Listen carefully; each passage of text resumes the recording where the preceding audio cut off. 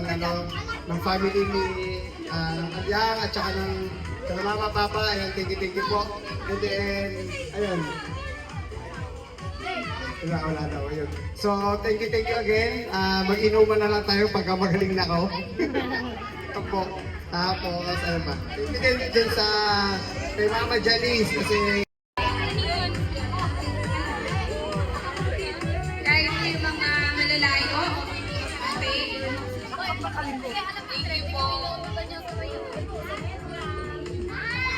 Message to my team. Happy birthday. Ako.